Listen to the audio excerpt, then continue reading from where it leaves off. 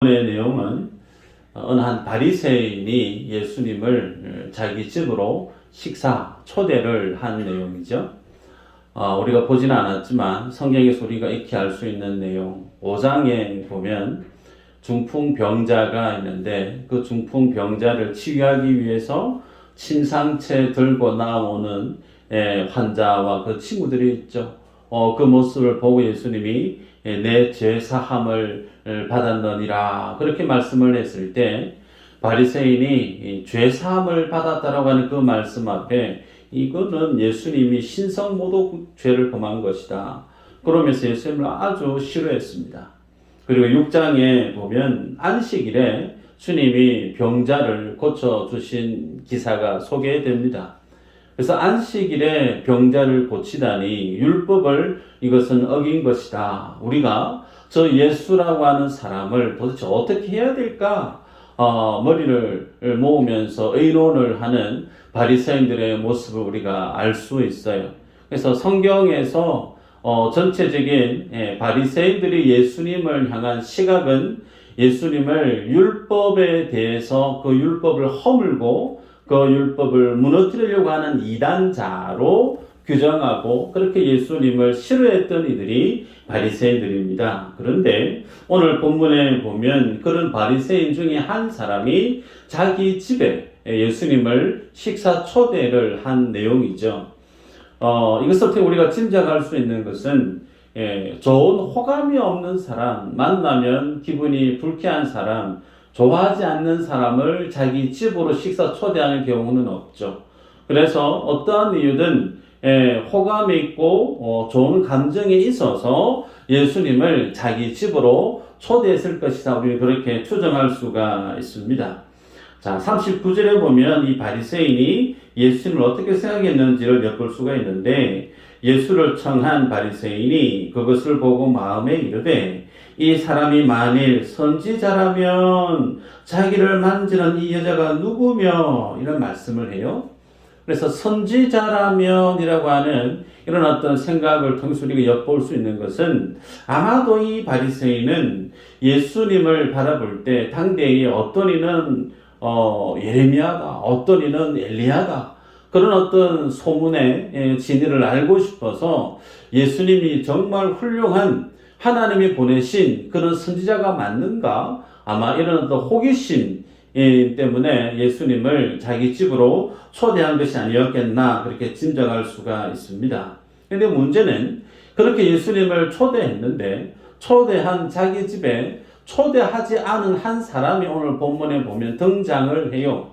그 사람은 이름도 등장하지 않지만 여자입니다. 근데 그 여자가 그 동네에서는 모든 사람들이 익히 잘 알고 있는 나름 꽤나 유명했던 여자였음을 우리가 알 수 있습니다. 자, 그러면서 이 여인이 이 예수님에 대해서 행동하는 그 모습, 그리고 바리새인이 예수님께 대했던 어떤 그 자세, 이 두 사람이 예수님에 대해서 가지고 있는 그 자세를 빗대어서 오늘 예수님은 50데나리온 그리고 500데나리온 빚진 자에 대한 비교의 말씀을 하는 것을 우리가 볼 수가 있죠. 결론적으로 말씀을 드리면 좋은 관계를 맺고 싶고 혹은 호의적인 어떤 마음이 있어서 사람을 초대하고 미팅을 하고 만날 수 있죠. 나쁜 거 아니에요? 그런데 그 외에 또 달리 마치 여인이 예수님을 바라보는 시각, 내 인생의 주인으로 정말 대단하신 분으로 정말 인격적인 관계를 맺고 깊이 있게 삶을 나누고 싶고 고민을 나누고 싶고 함께 그 사람을 알아가고 싶은 인격적인 관계는 다르다라는 거예요. 호의적인 관계를 맺고 살아가는 것과 정말 인격적인 관계를 맺고 속 깊은 이야기까지 나누는 관계로 나아가고자 하는 그 마음의 자세는 분명히 다르다라는 거죠. 그래서 이 바리새인은 예수님에 대해서 상당히 궁금했던 선지자로서 어떤 선지자의 모습과 자격과 능력을 갖추었는지 어느 정도 궁금한 호기심에 예수님을 대했다면 오늘 본문에 등장하고 있는 이 여인은 그보다 더 깊이 있는 철저히 주님께 전심전력으로 다가가고 있는 여인의 모습을 본문에서 우리가 발견할 수가 있어요. 여러분, 성경에서 예수님 주위에 이렇게 여러 많은 예수님을 바라보는 시각이 제각각 다양한 분들이 예수님 주위에 이렇게 있었다라는 거죠. 오늘날 교회는 어떨까요? 교회도 비슷하다 그렇게 볼 수 있습니다. 여러분, 교회는 어떤 것이죠? 교회라고 하는 것은 예수 그리스도를 내 인생의 주인으로, 예수님이 내 삶의 주인으로 고백하고 예수님을 믿고 사랑하고 그 주님을 경외함으로 주님께 날마다 가까이 나아가기를 힘쓰는 자들이 모이는 곳이 교회죠. 그런데 그러려고 하면 주님과 성도 개개인의 그 관계가 말씀에 근거한 올바른 믿음의 관계로 정립되어 있어야만이 그 교회가 교회로서의 합당한 모습을 빛과 소금으로 드러낼 수가 있죠. 그러나 성도들이 예수님과 인격적인 관계를 맺지 못하고 있는 성도들이 교회에 많이 있게 되어지면 그 교회는 어떤 모습으로 드러날 수밖에 없는가? 교회로서 세상 가운데 나타내 보여야 될 교회다움의 모습을 발견하기가 어렵다라는 뜻입니다. 여러분, 그래서 오늘 우리는 이 본문의 말씀을 보면서 예수님 앞에 있는 나의 모습을 면밀히 돌아볼 필요가 있습니다. 자, 그렇다면 본문에 이 여인이 예수님을 어떻게 대하고 있는가를 보도록 하십시다. 44절부터 46절까지 보면 이 여인이 예수님 발치에 와서 예수님의 발에 눈물을 뚝뚝뚝 흘리면서 예수님이 하시는 말씀은 그 눈물로 예수님의 발을 적셨다 그렇게 기록합니다. 여러분, 우시면서 다른 사람의 발을 적셨다라고 할 정도로 그렇게 해본 경험이 있으세요? 아마 없을 겁니다. 그죠? 한두 방울을 눈물을 떨어뜨려서 발을 적셨다라고 말하지 않죠. 눈물이 흘러서 묻었다 그렇게 얘기하지 적셨다라고는 얘기하지 않아요. 또 이 여인은 그렇게 자신의 눈물로 예수님의 발을 적셨을 때 예수님의 그 발이 깨끗한 구두를 신고 운동화를 신고 그 발이 깨끗했을까요? 그렇지 않죠. 맨발에 가까운 발로 거리를 움직였기 때문에 예수님의 그 발은 먼지가 수북했을 겁니다. 그 먼지가 가득히 묻어있는 그 발을 자신의 눈물로 적시고 난 이후에 자기의 머리카락으로 그 젖은 주님의 발을 다 닦았다 그렇게 표현합니다. 성경은 여인에 있어서의 가장 영광스러움을 어떻게 표현하고 있느냐면 고린도전서 11장 15절 이후로 보면 여자의 영광은 그의 머리카락에 있다 그랬어요. 그래서 오늘 본문의 말씀처럼 여인에게 있어서 가장 영광스러움을 드러내는 것이 머리카락인데 그 머리카락으로 예수님의 발을 닦았다라는 거예요. 그리고 이 여인은 주님이 이 바리새인 집에 들어올 때부터 뭐였냐면 주님의 발에 입을 맞추고 그렇게 주님 발 앞에 엎드린 모습으로 나와왔고 이 모든 것을 다 하고 난 이후에 향유를 부어서 주님의 발에 부어서 자신이 예수님께 표할 수 있는 최고의 인격적인 모습으로 헌신의 모습으로 사랑의 모습을 다 표현하고 있는 여인의 모습을 우리가 확인할 수가 있습니다. 성경에 보면 이 여인과 비슷한 행동을 한 또 다른 여인이 성경에 소개됩니다. 요한복음 12장 3절에 보면 베다니에서 일어난 일인데 나사로가 죽었다가 살아났죠. 그 집안에 마르다가 있고 마리아가 있는데 마리아가 예수님께 향유 한 근을 예수님께 붓습니다. 그리고 그 붓고 있는 그 모습을 가룟 유다가 보면서 뭐라고 얘기하죠? 기억나십니까? 왜 이렇게 비싼 향유를 허비하냐? 그 가치가 300데나리온이나 될 텐데 가난한 사람들에게 나누어줘서 구제비를 쓰면 더 잘 쓸 수 있는데 왜 이걸 예수님의 발에다가 붓고 이렇게 허비하냐? 그렇게 책망을 했어요. 그때 예수님이 하시는 말씀이 내주라고, 나의 장례를 미리 준비하고 있는 마리아의 믿음에 대한 내용을 주님이 언급하셨을 때 그렇게 향유를 붓고 마리아도 자신의 머리카락으로 예수님의 발을 닦았습니다. 그러면 요한복음 12장 3절에 나오는 마리아에 대한 이 기사가 오늘 본문의 7장에 있는 이 여인과 동일 인물인가? 동일 인물은 아니에요. 시기적으로 다릅니다. 그래서 주님 앞에 나와서 행동하고 있는 모습은 비슷하나 같은 인물은 아니더라는 겁니다. 자, 그러나 중요한 것은 그 주님의 발에 붓고 있는 그 향유가 아주 비싼, 값비싼 고가의 물품이라는 거죠. 그래서 여러분 상상해 보시면 예수님이 바리새인 집에 식사 초대를 받아서 가셨는데 갑작스럽게 여인이 주님 발 앞에 나와서 엎드립니다. 그러면서 억겁되면서 눈물을 왈칵 쏟아냅니다. 그 뜨거운 눈물을 쏟아내는데 주님이 그걸 가만히 허용을 하고 계세요. 그랬더니 머리카락으로 자신의 주님의 발을 닦습니다. 그리고 입을 맞추고 난 이후에 값비싼 향유를 주님의 발에 붓습니다. 누가 보더라도 이 여인의 이 행동은 상당히 그 모습을 보고 있는 많은 사람들 입장에서 좀 상당히 당황스러운 일반적이지가 않은 그 모습임에 틀림이 없죠. 그래서 그 여인의 행동에 대해서 이제 각각 예수님과 이 바리새인이 이 여인의 행동에 대해서 어떻게 판단하고 있는지가 본문 가운데 드러나거든요. 자, 바리새인의 생각이에요.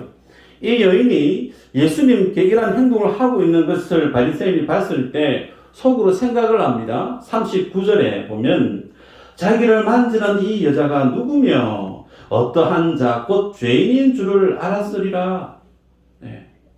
예수님 발 앞에 나와서 예수님을 만지면서 접촉을 하면서 그 하고 있는 그 모든 행동, 아주 특이한 행동을 하고 있는 이 여자, 그 마을에 아주 유명한 여자라고 그랬어요. 어떤 여자였냐면 죄인으로 규정되어 있는, 많은 사람들이 저 여자는 죄인이다라고 하는 정죄를 받고 있는 여인이었다는 거예요. 많은 사람들이 이 여인의 모습을 아마 창녀였을 것이다, 그렇게 해석을 합니다.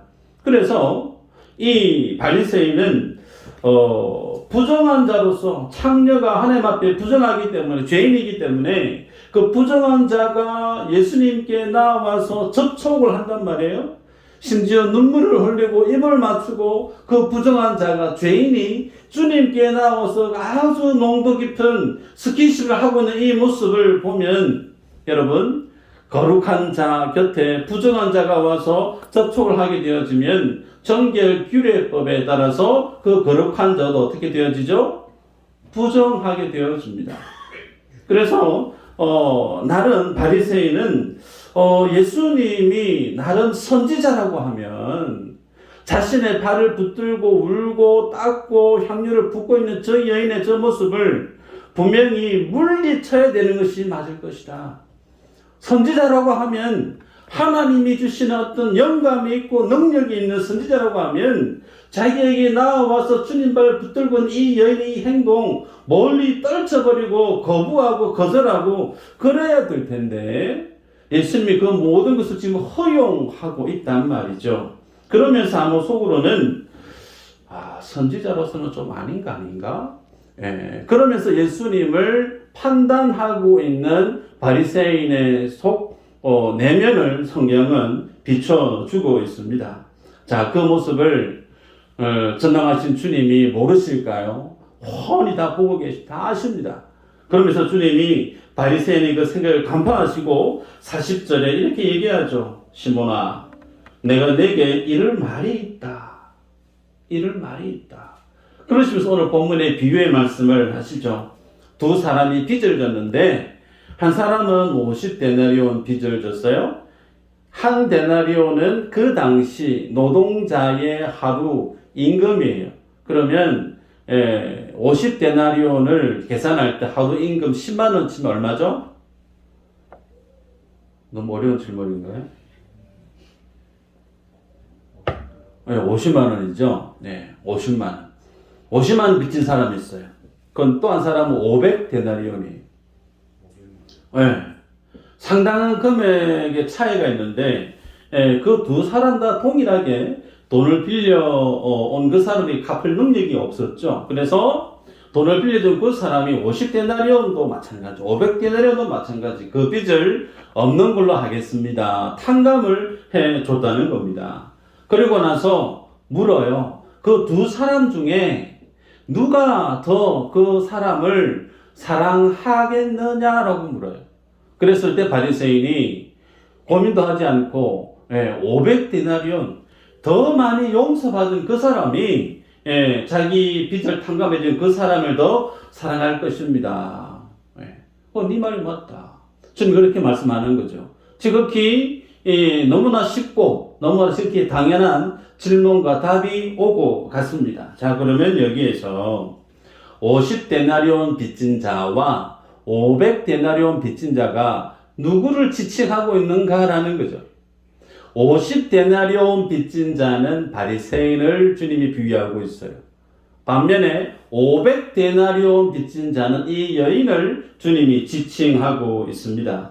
그러면서 500데나리온 빚진 그 사람이 빚을 탕감해준 그 사람을 행하는 그 모든 모습을 주님은 무엇으로 규정하느냐면 사랑이라고 표현하고 있습니다. 그래서 주인이 빌려준 그 주인이 누가 나를 더 사랑하겠느냐, 더 많이 빚을 탕감해준 그 사람이 더 많이 사랑할 것입니다. 아주 명쾌한 답을 바리새인이 했단 말이에요.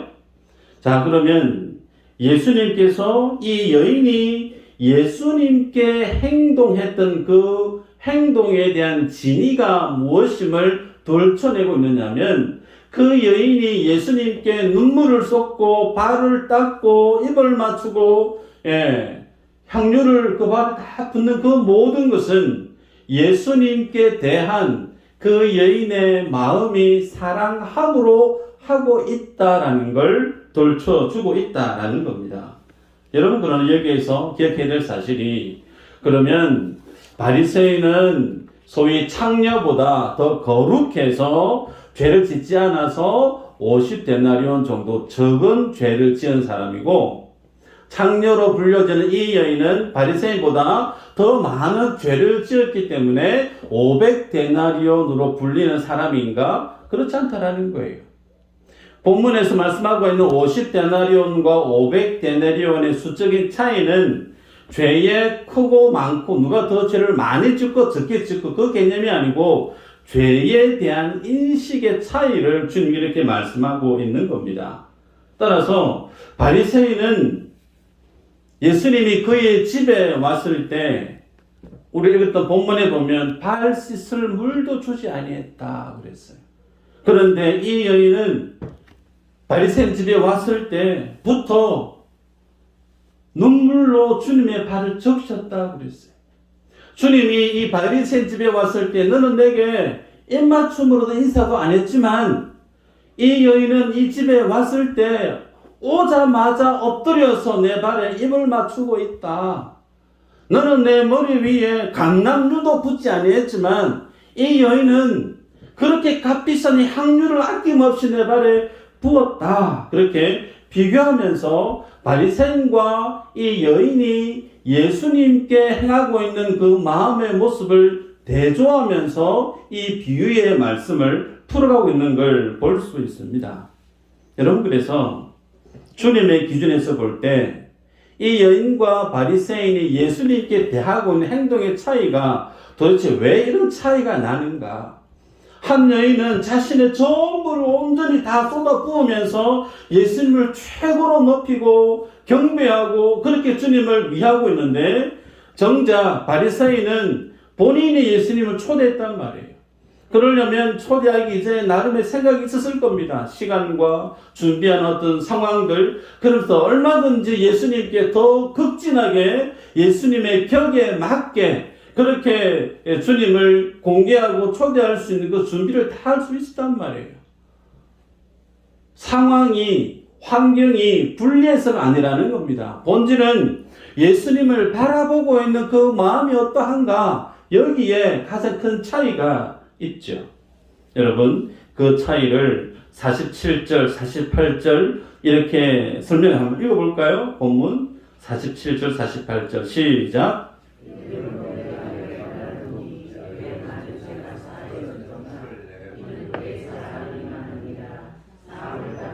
적은 자는 적게 사랑하느니라. 이에 여자에게 이르시되 내 죄 사함을 받았느니라 하시니. 아멘. 죄 사함에 대한 은혜의 반응이 이와 같다라는 거예요. 죄 용서를 받은 것에 대해서 인지하는 사람은 이 여인과 같이 자신의 죄를 용서해 준 예수님께 자신의 전부를 드려서 그렇게 주님을 사랑하는 자로 드러나더라는 겁니다.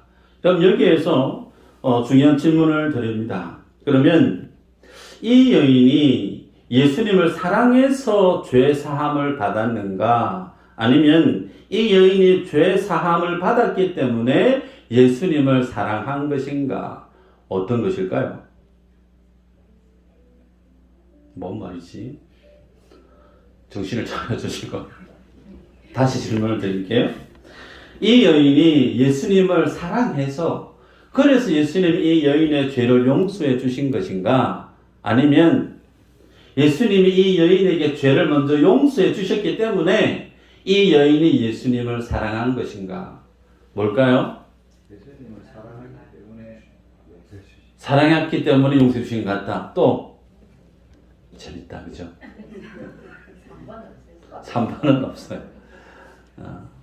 우리가 알아야 될 사실은 주님이 우리의 죄를 용서해 주셨기 때문에 예수님을 사랑할 수 있는 마음이 생기는 거예요. 순서가 그렇다라는 거예요. 아멘. 네.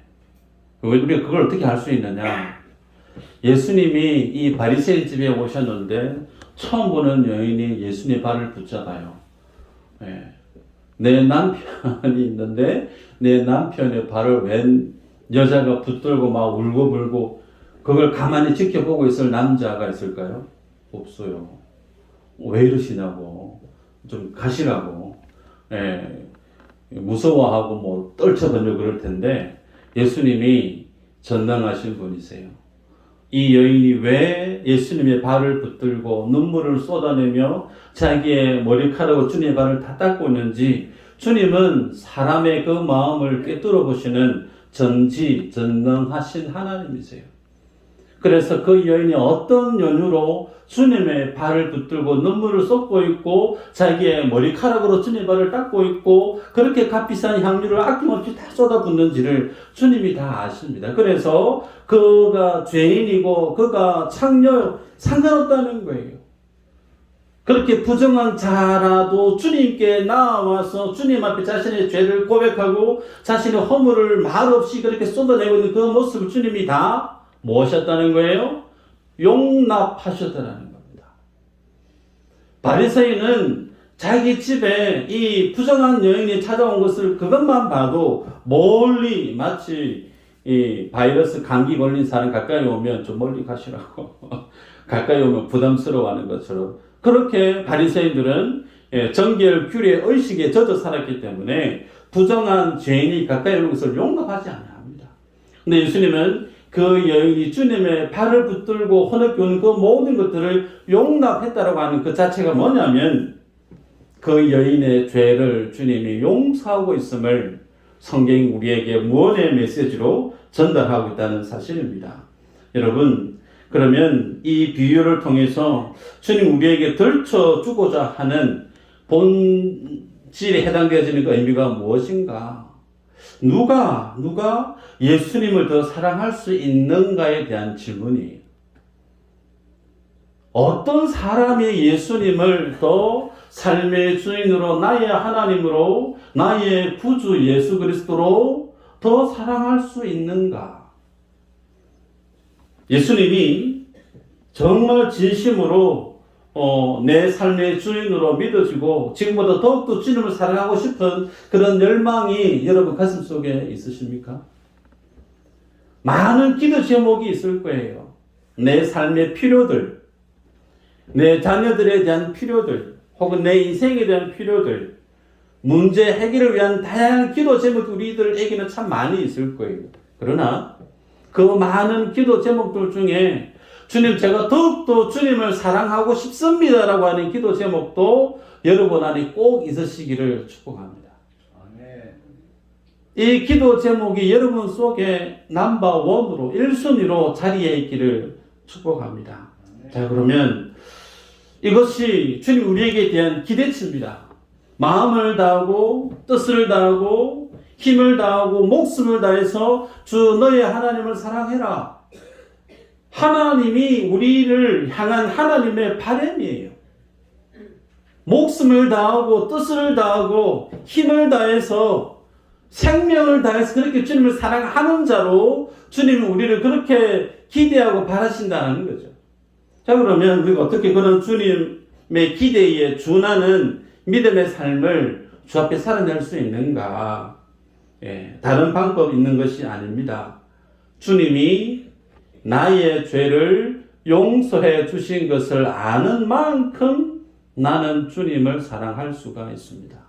다시 말씀드립니다. 내가 예수님을 더 사랑하는 자로 살기를 원합니다. 내가 주님을 더욱더 잘 믿는 예배자로 주 앞에 살기를 원합니다. 그런 기도에 간절함이 있을 때 원리는 하나예요. 주님이 나의 죄를 용서해 주신 것만큼 나는 그 주님을 사랑할 수 있고 의지할 수 있고 예배할 수 있다는 사실입니다. 아멘. 여러분, 주님이 오늘 47절에 이렇게 얘기합니다. 이는 그의 사랑함이 많음이라 사함을 받은 일이 적은 자는 적게 사랑하느니라. 예수님의 말씀이 용서를 적게 받은 자는 적게 사랑한다. 많이 용서받은 자는 예수님을 더 많이 사랑한다. 주님이 그렇게 드러내고 있습니다. 때문에 여러분, 우리는 오늘 이 본문 앞에서 가져야 될 질문에 대한 답을 하셔야 되는데, 나는 예배하고 있는 그 예수님을 바리새인처럼 그렇게 나는 주님을 바라보고 있는가? 아니면 나는 이 여인처럼 주님을 바라보고 있는가? 좀 더 구체적으로 나는 이 여인처럼 내 죄를 정말 큰 죄로 그렇게 나의 죄를 인식하면서 주님을 바라보고 있는가? 아니면 나는 별거 아닌 죄가 많이 없는 듯한 바리새인의 모습으로 내가 하나님을 예배하고 있는가? 여기에 대한 질문을 스스로 가지셔야 됩니다. 주님이 우리에게 용서해 주신 그 죄에 대한 용서의 가치를 아는 자만이 그 주님의 은혜 앞에 믿음의 고백으로 주 앞에 설 수 있기 때문에 그렇습니다. 여러분, 주님 앞에 서 있는 이 두 사람, 주님의 기준으로 보면 똑같이 죄인이에요. 50데나리온 빚진 인생이나 500데나리온 빚진 인생이나 주님 앞에는 동일한 죄인이라는 거예요. 그런데 이 똑같은 죄인인데 이 여인은 자기가 지은 그 죄가 너무 크다는 거예요. 그래서 눈물을 주체할 수가 없습니다. 그 죄를 용서해 주신 그 주님의 은혜를 생각하면 아무리 값비싼 향유랄지라도 이것이 아깝지가 않은 거예요. 여러분, 대체로 예수님을 잘 믿는 성도들이 교회 출석하시고 신앙생활을 할 때 어떻게 신앙생활을 하느냐면 말씀을 알아갑니다. 하나님의 뜻을 알아가요. 하나님 앞에 무엇이 선한 것이고 좋지 않은 것이고 금해야 되고 멀리해야 될 죄의 모습이 뭔지를 압니다. 당연히 그렇게 우리의 삶의 모습이 하나님의 진리 가운데 거룩함 가운데 나아가야 되는 것 지극히 당연합니다. 그래서 할 수만 있으면 말씀에 준하는 덕스러운 삶을 지향하며 사는 것 지극히 당연하죠. 그런데 문제가 뭐냐면 그렇게 덕스러운 삶을 살고 말씀 중심의 삶을 산다고 하면서 그것 때문에 내가 주님 앞에 죄인이라고 하는 죄에 대한 인식을 점점 잃어가는 경향도 있다라는 거예요. 이게 중요합니다. 예수 믿으니까 술대만 하면 안 되지. 예수 믿으니까 이전에는 술집 자주 갔는데 술집 발을 뚝 끊고 담배도 뚝 끊고 세상 친구들 만나면 어느 용주점에 가가지고 이상한 주님 앞에 죄된 그런 모습들 이제 안 해야지. 주님이 기뻐하시는 전도에 열심을 내고 봉사에 열심을 내고 교회생활에 착실히 살아야지. 그래야 되겠죠. 이렇게 되는 게 맞아요. 아멘. 이걸 주님이 기뻐하세요. 그런데 잊지 말아야 될 것이 내가 그렇게 산다고 해서 내가 죄 안에 있는 인생임을 착각한다는 거예요. 내가 여전히 죄 안에 있는 인생임을 잊어서는 안 된다라는 겁니다. 내가 아무리 많은 것을 하지 아니해도 내가 교회 와서 많은 것을 충성을 한다고 해도 주님 앞에 서 있는 나의 모습은 바리새인의 모습이나 여인의 모습이나 똑같은 뭐라는 거예요? 죄인이라고 하는 겁니다. 바리새인은 나는 창녀 같지 않아.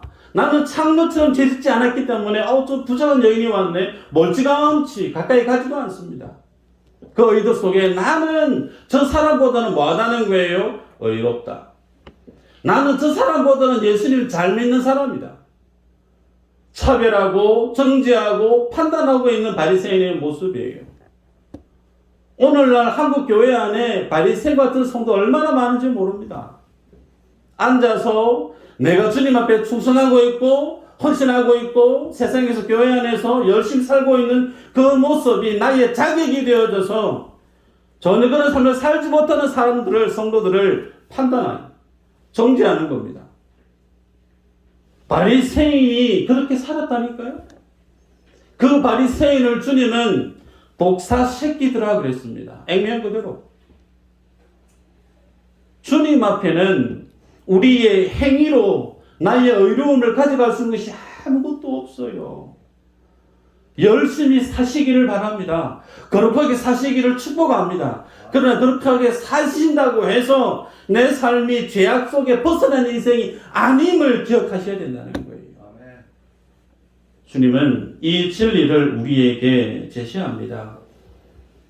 주님이 우리에게 오셔서 뭘 찾으시느냐면 죄를 찾으세요.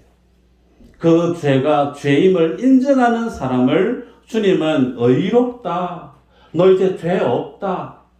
50처럼 읽어볼까요? 50처럼 읽어보십시다. 시작.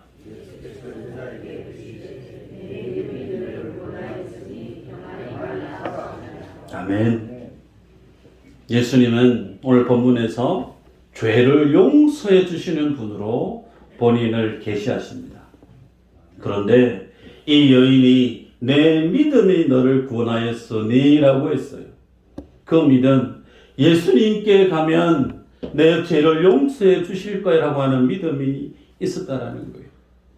그 부끄러움을 무릅쓰고 사람들 모두가 정죄하고 판단하는 그 모습을 무릅쓰고 주님 앞에 나와서 말없이 무언의 대화로 주님 앞에 자신의 죄를 고했다라는 겁니다. 그 여인의 마음을 주님이 다 아시고 그 여인의 죄를 주님이 용서해 주셨고 뿐만 아니라 많은 사람들 앞에서 네 죄가 사함을 받았다라고 다시금 재차 공적으로 이 여인은 이제 죄사함을 받은 여인이라고 그 여인에게 확인을 시켜주는 말씀을 보게 됩니다. 우리가 짐작할 수 있는 것은 이 여인이 예수님께로부터 너 죄 이제 용서받았어 라고 하는 공적인 주님의 말씀을 들었다 손 치더라도 이 여인이 살아가는 삶의 현장에 가면 여전히 이 여인을 손가락질하는 사람이 있을 겁니다. 저 장녀 가까이 하면 안 돼. 어제 예수님하고 무슨 일인지 알아? 그러면서 여전히 이 여인이 살아가는 삶의 모습은 많은 사람들이 손가락질하는 죄인으로서의 그 삶의 굴레를 벗어 던지기 힘들 거예요.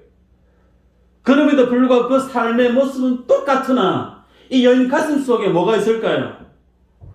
평안이 있다는 거예요. 예수 그리스도께서 그 여인에게 부어주신 죄사함의 은혜를 이 여인의 믿음으로 받아들이고 주님이 그 믿음의 여인 속에 평안을 명하셨을 때에 이 여인의 가슴 속에는 평안이 그때부터 흘러 넘쳤다니까요. 삶의 상황은 똑같습니다. 여전히 죄인이라고 정죄하고 손가락질하고 삶의 모습은 똑같지만 세상이 어떠하든 그리스도를 만난 이 여인 가슴 속에는 주님이 주신 죄사함에 대한 그 은혜가 평안으로 그녀의 삶을 주장했을 것을 우리는 좋게 믿음으로 짐작할 수가 있다는 거예요. 아멘. 여러분, 예수 그리스도 앞에 어떤 모습으로 나아가고 있으세요? 여러분의 삶에 주님이 주시는 이 평안함이 여러분 삶 속에 넘쳐나십니까? 내일 뭐 먹고 살지? 한 해가 다가오고 새해가 다가왔는데 어떻게 살지?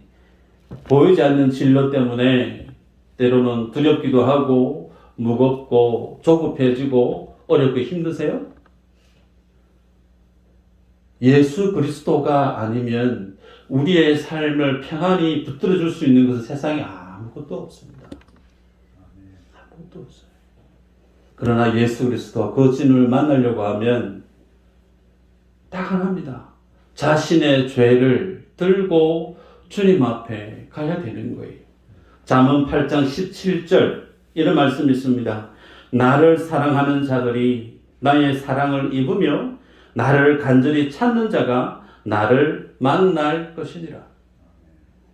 성령이 우리에게 부어지고 난 이후에 예수 믿는 사람에게 성령이 역사하실 때 그 성령 역사의 표지는 무엇으로 드러나느냐면 찾는다라는 거예요. 내 삶의 문제를 해결하기 위해서 찾아야 될 자를 찾아갑니다. 그분이 누구예요? 예수 그리스도. 내 삶의 문제를 해결하기 위해서 골방에 머리 싸매고 어찌하면 좋을까 혼자 전전하는 것이 아니고 잠자는 새벽 이불을 걷어내고 새벽에 나와서 주님 앞에 닭똥같은 눈물을 주룩주룩 쏟아내면서 하나님 앞에 두 손을 들고 주님 이 삶의 문제를 주님 해결해 달라고 그 주님께 나아와서 주님을 찾는 자가 됩니다. 그렇게 주님을 찾으실 때 내 안에 있는 허물들을 보게 돼요. 내 안에 있는 죄를 보게 돼요. 그때부터 그 문제가 해결되어지면 그분의 모든 인생의 문제는 문제가 더 이상 아닙니다. 주님을 만나지 못하기 때문에 그 문제는 여전히 내 인생의 문제지만 주님을 만나게 되어지면 그 이후의 문제는 하등의 문제가 아니에요. 주님이 우리의 주인 되어 주셔서 정리해 주십니다. 이 믿음의 주인공으로 저 앞에 서시기를 주 이름으로 축복합니다. 아멘. 기도합니다.